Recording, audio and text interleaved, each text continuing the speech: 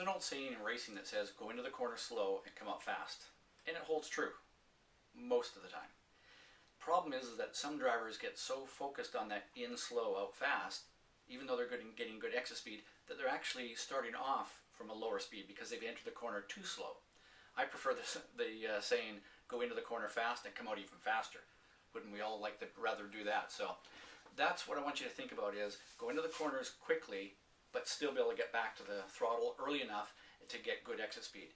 I'm not saying that you should just rush the car and throw the car into every single corner and throw it in too fast to the point where you're getting poor exit speed, but you need to focus on getting the car, carry the corner speed on the entry so you still get good momentum through the corner and good exit speed. The way to get good entry speed, it's all around how you release the brakes and how you enter the corner using the brakes. Remember this term, it's the timing and rate of release of the brake pedal that's going to carry the speed into the corner for you. So timing of how you release the brake, meaning do you start to release the brake pedal before you turn into the corner, just as you turn into the corner, or sometime after you turn into the corner, trail braking in fact.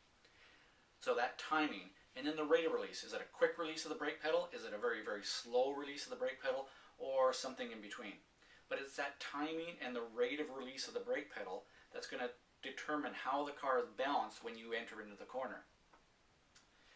If you get it right, the car will carry more speed into the corner, still be able to get the car to rotate, change the direction to where you want it to go, and you're still going to be able to pick up the throttle and start to accelerate out of the corner just as early or even earlier than you would have in the past. So the only way though that you can get the right timing and rate of release of the brake pedal is if you use your eyes the right way.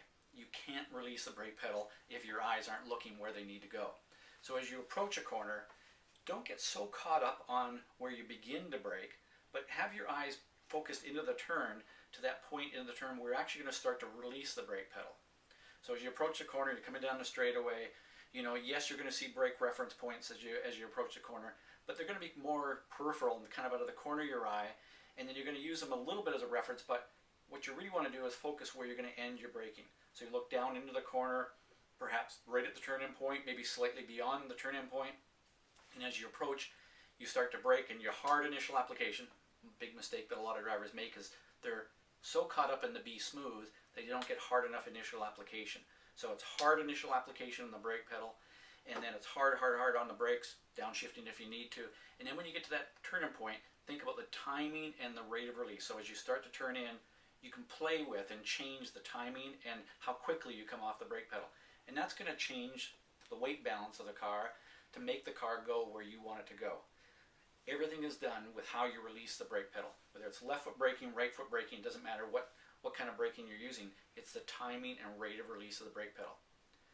The unfortunate thing is, there's not one solution. There's not one timing, not one rate of release that's perfect for all cars in all situations. Maybe that's the fun part of driving, actually. But what it is, you need to go out and experiment.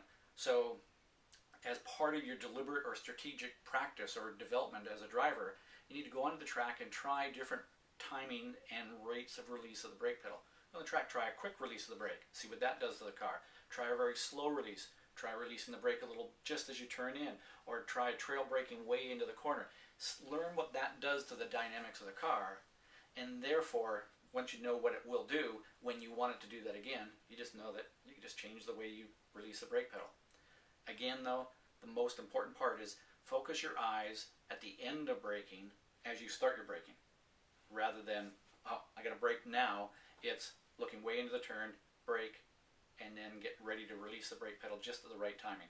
That's going to enable you to carry good entry speed, have the car balanced, rotated where you want to go, and still be able to get back to throttle, commit to throttle good and early, and still get great exit speed. That's how you get into a corner fast and out of it even faster.